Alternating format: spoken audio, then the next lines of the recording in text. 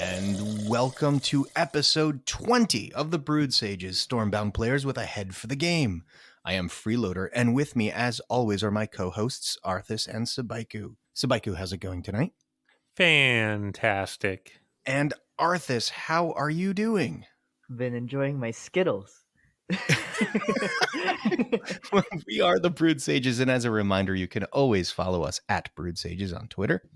Or for all of you who know what IROC means, our email address is thebroodsages@gmail.com. Guys, before we start on this week, I just want to give a quick shout out. This has been our 20th episode.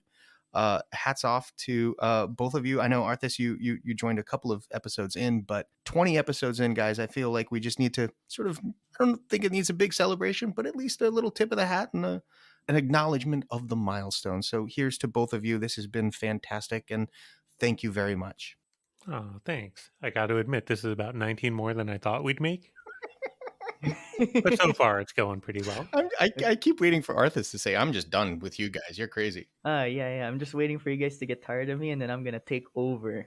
Yes, it's gonna be the Arthas Rude Sages. Like that's what's gonna be.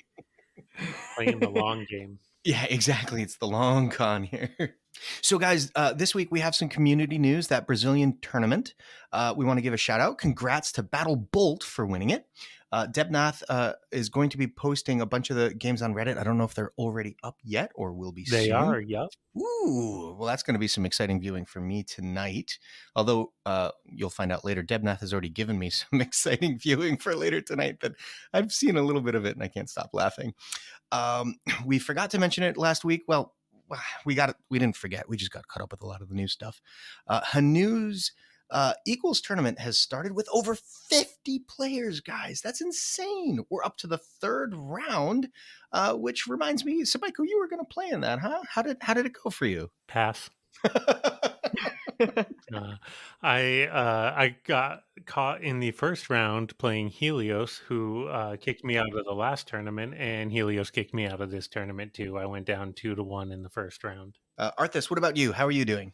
I'm still kicking all the way in round 3, and I've just been playing meme decks actually. Ooh. I've been playing Temple of Focus, been playing Chunk Beam, and I'm finding success. Just had too much practice with those, and I can pull it off in Equals. Pretty cool. Nice. All right. Well, keep us posted on that. We'll keep an eye on it. I do have to say that over 50 players participating in a tournament is really exciting. It's a positive step forward, I think, for the community that we're seeing this level of involvement in some of the community tournaments. Moving from there into our main topic, guys, there's a bunch of new stuff going on. We talked about some of it upcoming last time, but now it's out, and that means we get to play with it. How are we liking the new stuff? Arthas, you said you've been playing with one of the temples. There's a new temple that I believe just came due today. We're recording on Monday. How are you liking this new Temple of the Heart? Well, Temple of Heart, definitely a really, really interesting card. A lot of people are saying it's like amazing at mind games because it is a double-edged blade. The kind of benefits you get from it, your enemy gets the same benefits too. So it's kind of it's really tricky to play around for both players in the game. And I don't know, I've been playing around with it. I know people are thinking like, using this to like stabilize after you've taken some early damage so that you can like heal up again or something like that. But I'm finding it really hard to optimize because it's so hard to control its ability. And not just that, controlling how much damage you or the enemy does to your base. So there's a lot of factors that are so incredibly out of your control.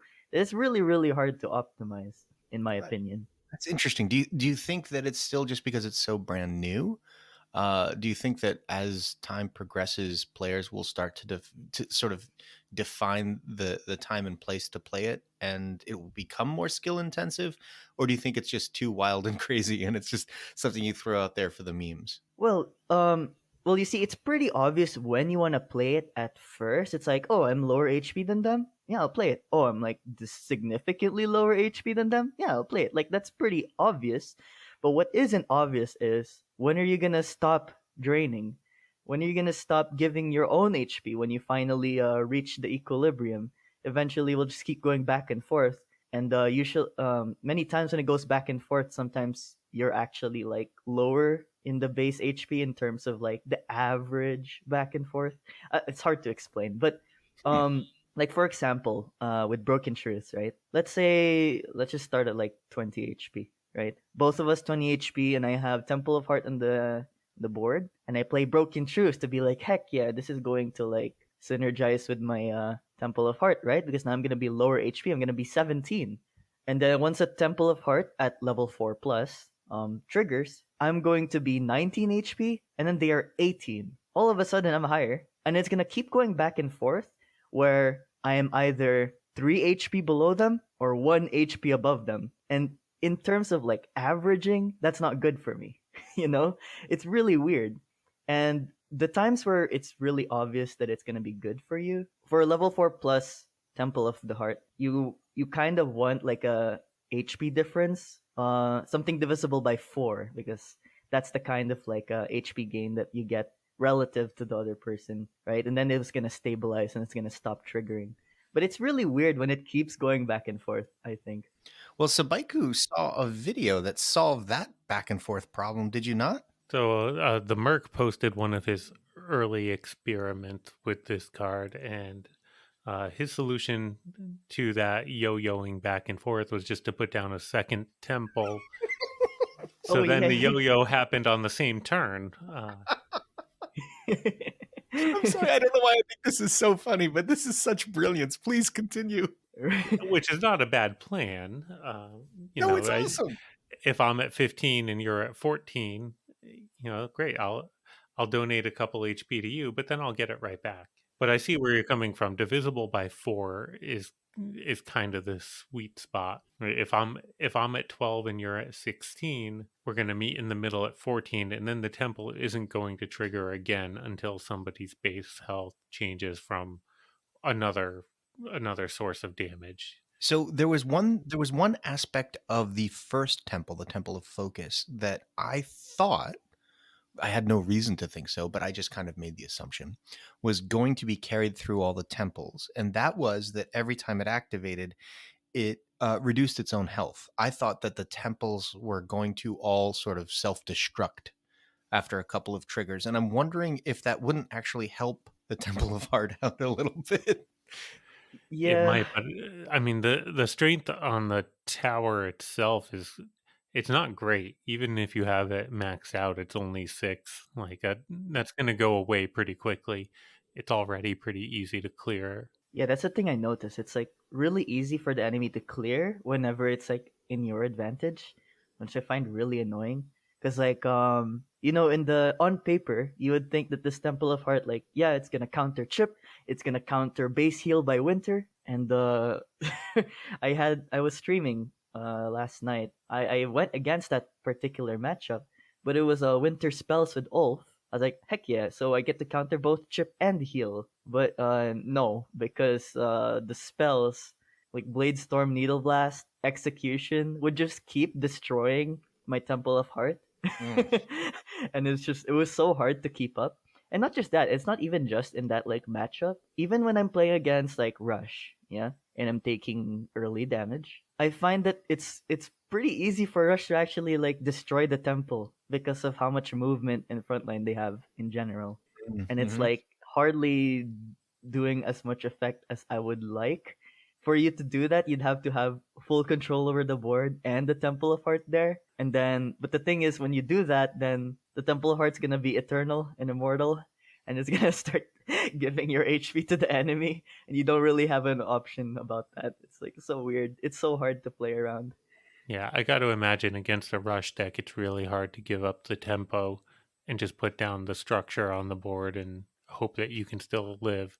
So what you're talking about with playing against a winter spells deck, that's kind of the worst case scenario because they can get rid of it using board clears they were going to play anyway. But against a rush deck, on the bright side, they at least have to put units into it. They have to spend strength clearing it. So even if it's not actually healing your base total, it's still soaking up some damage for you. That is true. Yeah, anything you can do to not take some face damage from a rush deck when you're trying to act as the control, whether you're the control or not, those are probably good things. I want to say one thing though. I know most of what I just said about the Temple of Heart makes it a little underwhelming or even too tricky to play. But with my countless days of theory crafting, honestly, like I would think about this in my dreams. I'm not even kidding. I would think about how to like actually make this work. And let's just say that you cannot actually use this as a win condition, right? Because for it to like drain your enemy significantly, you'd also have to be significantly low, and when that happens, you can easily die. You know, just from the meta of runners and chip, you can easily die at any moment. So it's playing a dangerous game for sure if you're trying to use that to fully chip the enemy. And the other thing is, if I'm thinking about decks that would actually synergize really well with Temple of Heart, it is those kind of decks that really win in the long game and pretty relatively common that it takes early base damage. So again, this is pretty indicative of a mid range deck, but I want to stress that it's more of a particular kind of mid range where you actually want to get either really big single units or something like that that will hit the enemy base, or really big runners. Reason for that is because you know the Temple of Heart, it's a disadvantage to you if the enemy's base HP is lower than you. Now, what you want to make that disadvantage less of a big deal is that at the times that you are higher HP, you would much rather prefer that the enemy's base HP is significantly lower than yours. So, in summary, Temple of Heart is really good for decks that have really crazy burst damage.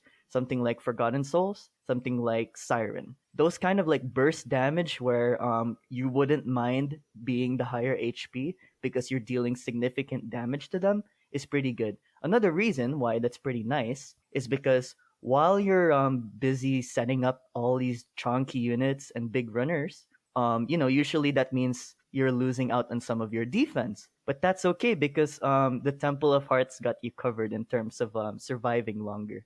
And then you just hit them hard with the burst damage. That's what I've theory crafted so far in the many days I've been thinking about it. I think that's the kind of deck that you want to be putting this structure in.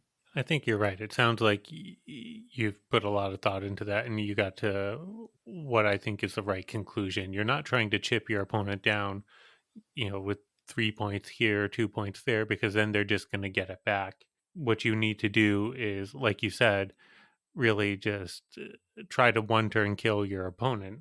Get in some early chip damage, that's fine. It's not significant, but try to burst your opponent down afterward. So, if that's what we're thinking, then I mean, it is a structure. Would Hearthguards not be the? It's perfect. Yeah, exactly. Hearthguards is perfect for this.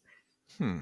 You know, another reason why it's perfect, you can play a temple at like the third row or the fourth row, like pressuring their baseline, and you hit them with the hearth guards, right? They're probably gonna be lower HP than you. That'd be crazy if they aren't, and they're actually gonna wanna. There's a little bit of incentive for them to keep that structure alive, further allowing you to pressure their baseline. And now it's not even that bad if they're healing because you're significantly higher than them, and then you can cycle to hearth guards again, or keep pressuring with bigger units. I think it synergizes perfectly in that sense. Yeah, but PSA: if your opponent drops a Temple of Heart and then Hearthguards you to face, get rid of the tower. Get rid of it. I know it might be tempting to leave it around. No. Get it gone. All right, guys. So moving on from Temple of Heart, the next thing that happened was we had a do we want to call it a buff? I guess is kind of the question. Temple Guardians got changed and got changed in a way that felt positive, but I don't know. Is it better or is it just different now? I'd say it's a buff. I mean, it didn't change its old iteration. It can still be used as its original design. It just now has an extra tool in its kit. It just has a little bit more flexibility now. Now it's exactly as good as Call for Aid. Yeah. It's like Call for Aid for towers. but only some towers. Only some Yeah, I've towers. been playing a lot of Temple Guardians with the two different temples that are released now, and yeah, it's definitely a giant meme, you know, making a giant cross on the board, T-posing in the enemy for straight up dominance. But I don't know, T-post. it's really hard to actually like pull it off because you can't. It would be nice, you know. What I think would be a really nice like, little change that would help Temple Guardians while Mhm. keeping this mechanic is that making it so that you can play Temple Guardians on any of the bordering tiles of the temple, you know, Ooh. instead of just the top tile. Because having the top tile is like it's so hard to pull off, in Right, my because now you had to experience. need to have the structure live on the board, survive for a turn, and you have to have front past the structure. But you don't want the structure on your baseline because if it's on your baseline, then you're missing out on one of the units from the Temple Guardians. Yeah, the one that gets blocked by the temple. Yeah, and not just that, like usually, it's not even that you don't have front line for the front of the temple, but it's just that it's just blocked by either your own unit or like an enemy unit. It's like, oh my Right. gosh. And you know, if we make it so that you can play it on any of the bordering tiles, then you can do what Freeloader mentioned before. It can be a little bit like a doppelbox. It could potentially increase your front line, you know. Mm. So that would be pretty neat. I actually had another thought on how to make Temple Guardians so much cooler, better, whatever. And I know this is going to sound crazy. Subaiku, what do you think about turning Temple Guardians into a spell? So that you don't have to have the front on the board, it'll just spawn around your temple. Correct. Or your baseline, but it also pairs with Aaron. You just basically want to make it call for aid for structures. It's just call for That's it. really what you're saying. Specifically call for aid for structures. Well, for temples, not for any structure, of course. Yeah. No, what do you think? Like in all seriousness, I don't. because of being able to move the front forward is part of it. But then the other part of it is I think it synergizes with an Aaron deck fairly well. I don't know about that. That's Yeah, it would be too close to call yeah, for aid. Plus, I don't know. yeah. You can pull off some really cool shenanigans with the singular Temple Guardian's body. I think I've done that in Equals once. I don't remember exactly what I did, but I used it to defend something very important. You played it not on your baseline. Yes, I played a lone Temple Guardian. The ultimate flex, the ultimate assertion of dominance. That poor temple guardian. He's like, "Where's everyone that I invited to my birthday party?" They all joined the summon militia group. That's why summon militia keeps spawning in the baseline. It's like playing Lucky Charmers with no pirates in hand. I'm just totally flexing on you It's right just now. like, hey, I got this. Be scared.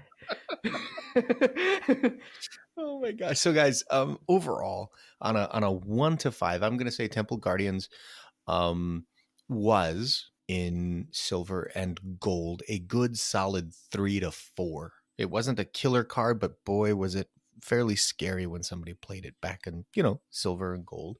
Moving up from there, though, it dropped off pretty far into a 1 or a 2. Do we think that in either section of the meta, it's moved from those points? I wouldn't say so. I mean, although this is technically a buff because there is no downside to the change, it's only advantage, right? Mm-hmm. It's just not significant enough, honestly. It's just adding a little extra detail to the card, but it's not really changing. I don't think so.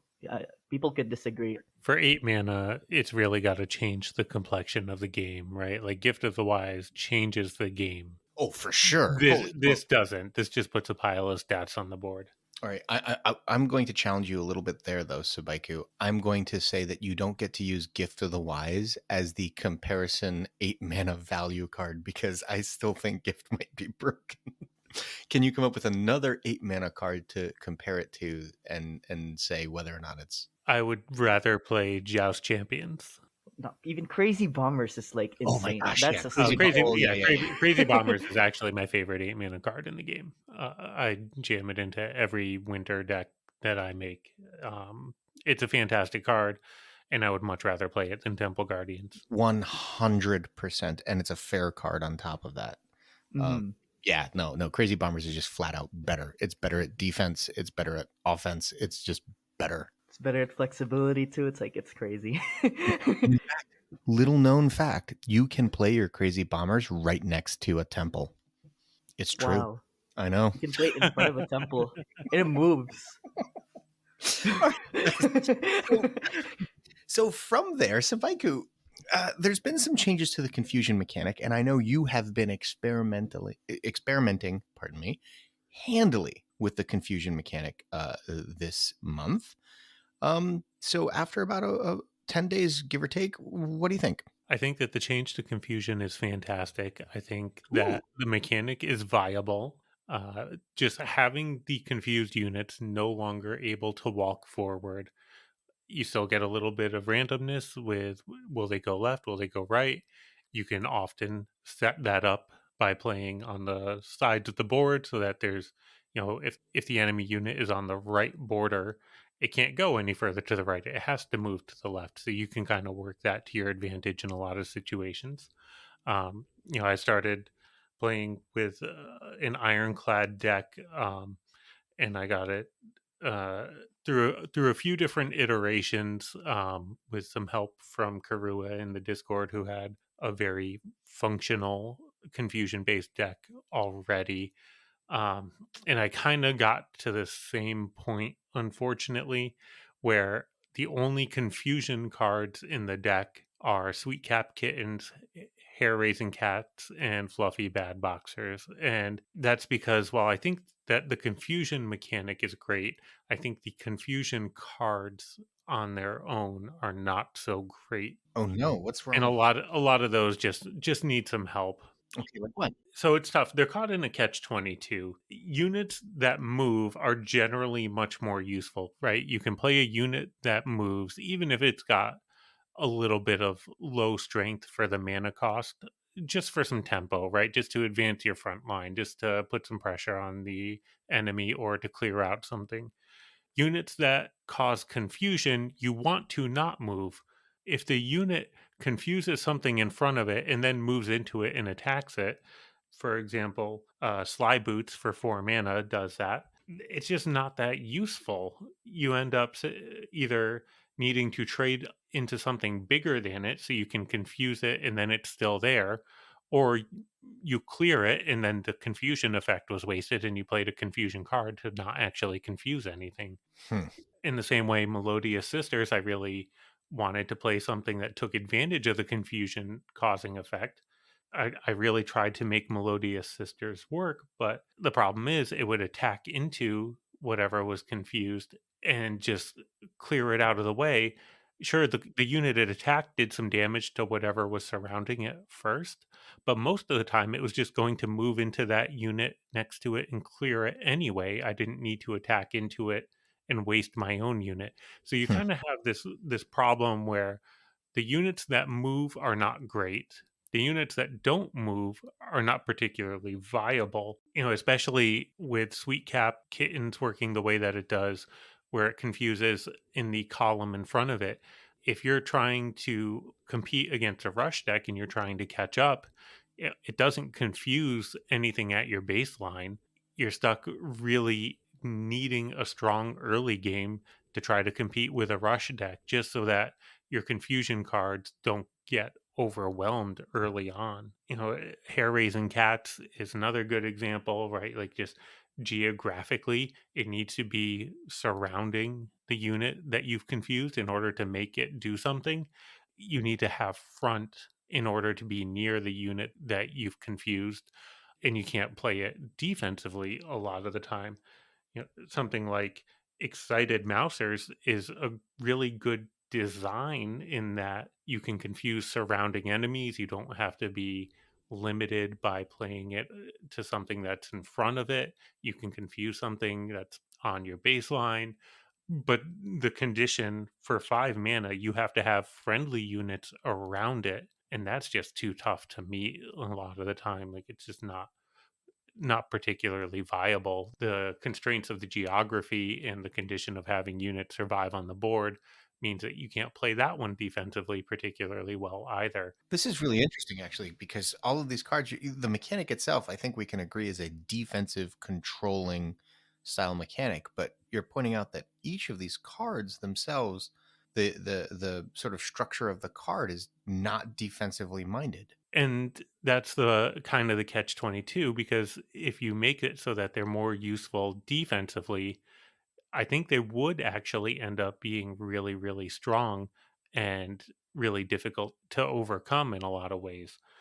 But you get to the point where you want to use this mechanic as a stall, and you can't really do that well. So the deck that I've ended up working with, like I said, it just plays 3 confusion cards. You use fluffy bad boxers for just a big 5 mana unit that'll just kind of attack into something weak that's left over from a trade, confuse everything your opponent has on the board, and then kind of stall out the game for you a little bit. And the reason why you want to do that is because then you're going to want to try to play either Sweet Cap Kittens and Hair Raising Cats combo. If you confuse something on your opponent's baseline, you can then send it into the base with the Hair Raising Cats, because we know Hair Raising Cats are all about that base. No treble. That's kind of like a nice finisher, or even just like a mid game, like clear a unit, do some damage, keep some presence at the enemy's baseline. And then I play the Ozone and Unhealthy Hysteria combo, so you can kind of get a little extra chip damage that way. But these mechanics kind of lend you toward playing a rush style deck, right? You want to play something aggressive Hmm. so that you can send these units into the base without dying. Interesting. Overall, what do you like? Scale of 1 to 5. Where do you place 5 being ironclad mid range? Where do you place confusion as a mechanic? I think confusion as a mechanic is a solid 4. Like, it's really Wow. good. It's Okay. really Yeah, fun. I agree with that. It's really, you can get some amazing board clears just by setting up your units, because Mhm. you know that your Sweet Cap Kittens are coming next turn or whatever. Um, it is a little tough because the confused state now will not persist. I think we talked about that last time. If the unit walked forward, it would stay confused and then have a chance to move sideways again the next turn. Or be activated by one of the confusion synergy cards. Exactly. Now you have to play your synergy cards on the same turn that you play the confusion effect. And that's the other reason why the 4 and 5 mana cards are a little tougher to use, just because you don't get to them until later in the game. Right. Arthas, what do you think? I think that the confusion synergies are honestly weaker now. Huh. Okay. I would say weaker, yeah, because there's less chances to do it, and just with the design, it's hard to even pull off in the first place. But the confusion mechanic itself, it's just so good. Like I'm putting Sweet Cap in, I'm just like slotting it in as a beautiful 2 mana card, and I'm finding so much use for it, like all the time, just with its mechanic. It's like Right? it's such a big deal. Like Sweet Cap's actually a very, very, very good 2 mana card now. Like I really, Absolutely. yeah, it's amazing. This past brawl was the Frostling brawl, where all the Frostlings have bonus strength and everybody's playing Dawn Sparks, and you could just confuse their Dawn Sparks for 2 mana so it doesn't attack at the start of the next turn. But Oh, that that's that just really screws up a lot of people when they're not getting the mana acceleration they thought they were going to get. oh my It's even gosh. better when you pair it with the hair raising cats and just send a 16 strength Dawn Sparks into their base and win the game in one shot. That's I mean, hilarious. not just that. Like in that's obviously like amazing, like golden opportunity to play Sweet Cap. But literally, like I put only Sweet Cap in my deck, right? You Like don't need no other anything to confusion take cards. advantage of it. It's Yeah, fine to just mess up what your opponent was trying to set up. and it's very, very easy to let the opponent's units walk into more enemy units. It's so easy because it's 50-50 in the worst case scenario. But in many other cases, it's predictable. It's yeah, and you get some serious value. You just always confuse the one that's going to move first if they're right next to each other. Oh, good point. Yep. You want to make sure that the one that moves first has a chance to move into the one next to it. Pay attention to your ordering on movement. But that's, you bring up a really good point, Arthas, that hair raising cats, a lot of the time I end up just cycling it out, because all it does is force something to happen that was going to happen at the start of the next turn anyway. Right. That was what I was pointing out last Yeah, time. It's Freeloader called that. I'm like, this feels like a nerf to Harry's and Cats, because like the odds of it happening anyway are fairly high, to the point where I don't know that you need to jam it into your deck to force it to happen. I will say I keep it in the deck absolutely because I use it for base damage a lot, Sure. Yeah, yeah, yeah. a real lot. But that does mean I tend to cycle it in the early game. I'm not trying to force it. I'm trying to make that as a play later on 7, 8, 9 mana when I'm trying to just finish the game. Mhm. Um, Also, there is definitely something to be said for I confuse the unit and I want to make it attack. I don't want to take that 50-50 shot. No, for sure. Yeah, no, there are definitely times where it's advantageous. It's just the only point I was trying to make was there are now times where it's perfectly acceptable to just let the confusion happen, and where before it, you didn't even know if it was going to trigger at all. It might move forward, so you really wanted the hair raising cats before, and now, even if it's only a third of the time that you're in that situation where you're like, this is fine. I don't need the HRC on top of it. That still feels like a nerf to me. Just a little extra technique that you could still use. Like I know I was talking about using the confusion to make enemy units like kill each other, but it doesn't need to be that way because with rush being very prominent in the meta, rush players tend to like avoid your units, right? Which makes it annoying for you because now your units are not gonna walk into the enemy units and clear them for you. But you can confuse the enemy units that are right next to your own, and they will walk into your units and give you the value that normally you wouldn't get for board clear. It's just so nice. Ah, I've done that so many times and it really helps. that's very clever too. Yeah. So in general, like the mechanic is great. The cards are difficult to use because of either the geography constraints because they don't move or because they do move. There's no good way. I can't think of a way that you could design a card that still has the appropriate constraints but is still balanced.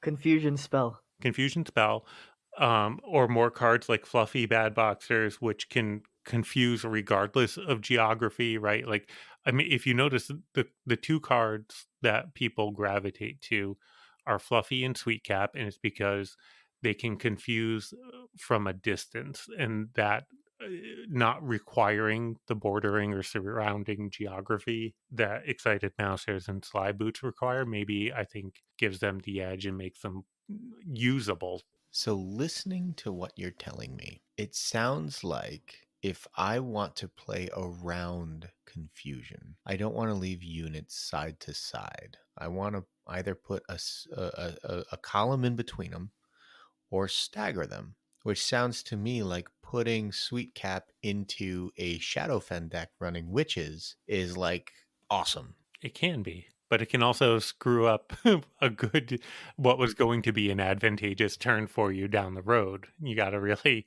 pay attention to what you're doing and how things move. And sometimes you just got to trust the random left right works in your favor. So, moving on from confusion, which you'll pardon the pun, is a fairly confusing mechanic in the game, and I think it therefore warranted the longer conversation on it.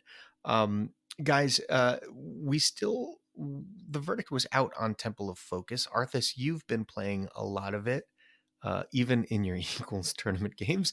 What do you think?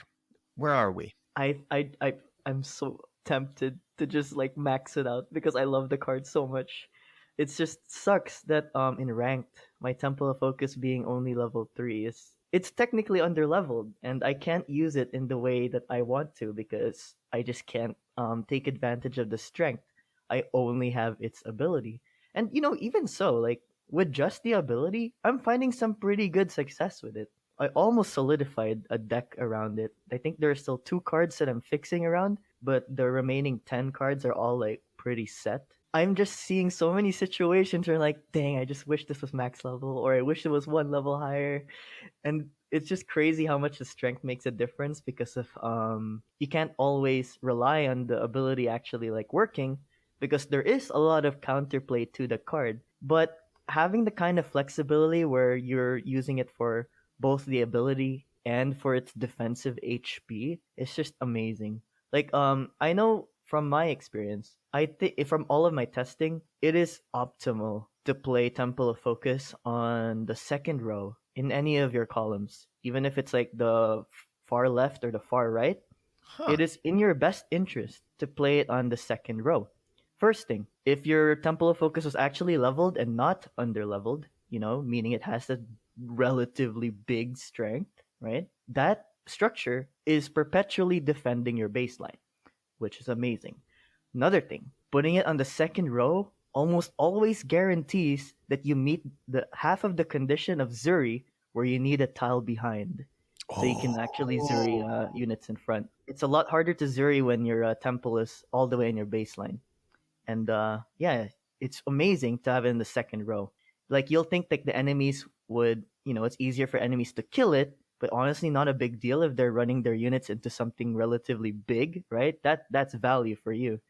And then if they don't, you can just keep placing more and more of them, right? Or even if you just have one, you can just keep placing units in the same column, keep pressuring the enemy like implicitly with the baseline damage, and you're forcing them to do plays they don't want. And it's just so great how many ways you can like pressure the enemy with just this one card while also providing defense. It's just that mine is underleveled. Ah.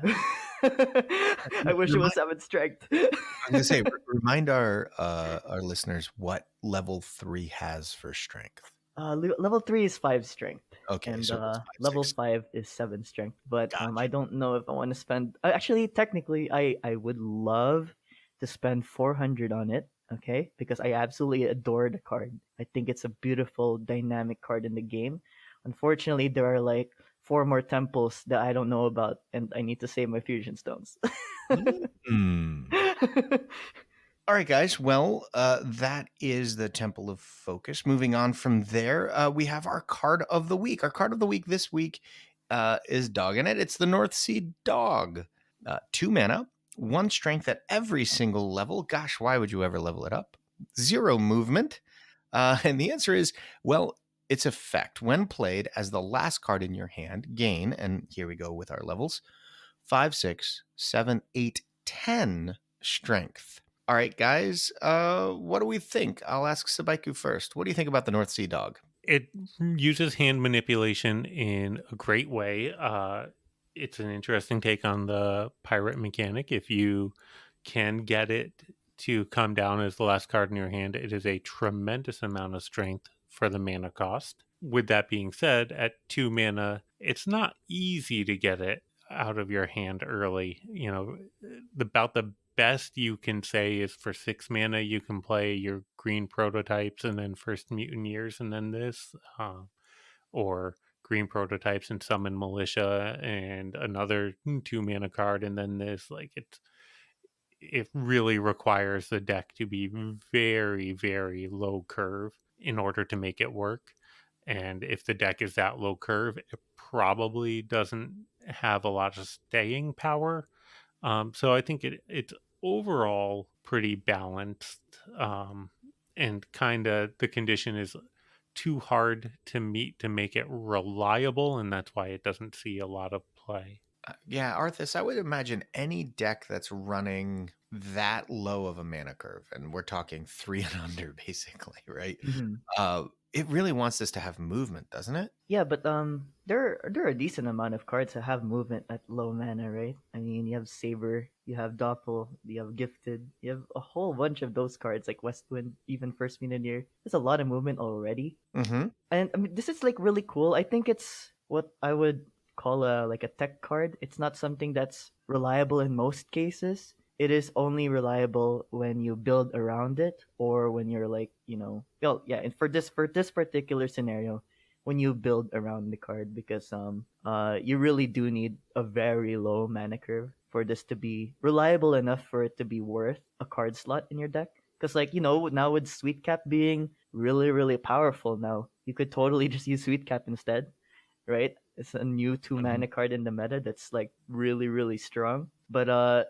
you definitely need to be playing like really hard rush or something of that sort to be utilizing North Sea Dog to its full potential. You're right. It's a build around card, and if a card is going to be build around, it has to be strong enough to make it worth it, and it really has to impact the game.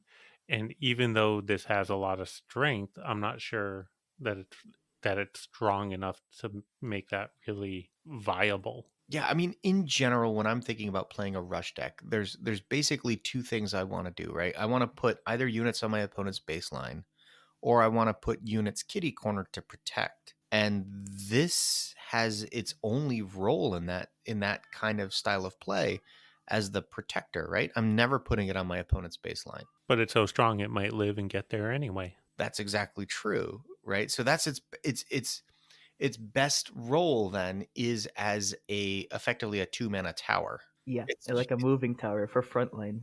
And if you think about it in that regard, it's certainly better than unstable build, even right? I don't know.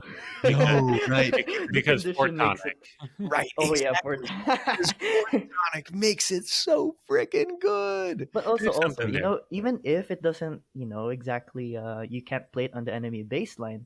Like you can pair it with Forgotten easily. You could even pair it with Temple of Focus easily. There you go. Right? Temple of Focus still 3 mana. You can actually fit that in the deck. You Right? can't pair it with Forgotten Souls because you have to play Forgotten Souls before you play this card. Oh no, what I'm saying is you're setting up for it the next turn, It's like what You're assuming your the old opponent rush used to won't be be. able to clear it. Right. Yeah, assuming they don't. And usually they don't want to because with something big, right? A big unit tends to take more than one card to clear. And it's not usually something the opponent is willing to do. Maybe they're saving their high value card for that card. So usually it actually makes it on the baseline. And if Okay. it doesn't, well, you got other units that you've spammed alongside it. Okay. So a Temple of Focus North Sea Dog deck. I'm excited. I'm going to challenge our listeners. Let's see it. Somebody post the deck list.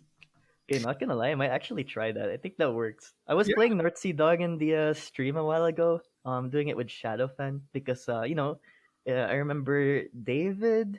Yeah, David. I David think G. he's more active in the Italian Stormbound server. I believe. I may be wrong, but I think that's correct. But yeah, he made the Shadowfan deck that was like 3 mana and under with North Sea Dog and First Mutineer, and it was like so cool to like change the way you play Rush just from managing your mana and using the First Mutineer and North Sea value together. It's like so cool. And yeah, now with Temple of Focus, I think that would be awesome. Because like you can still use Temple of Focus as a strong structure as like a frontline card that's not necessarily for the ability. There's so much you can actually do with it. So I think it's gonna be awesome. All right, well, guys, that's going to end the main portion of this episode, which means it's time for me to remind you all to follow us, please, on Twitter at BroodSages and email us at thebroodsages@gmail.com. This week, we did hear from Debnath. He said, quote, I was waiting for you guys.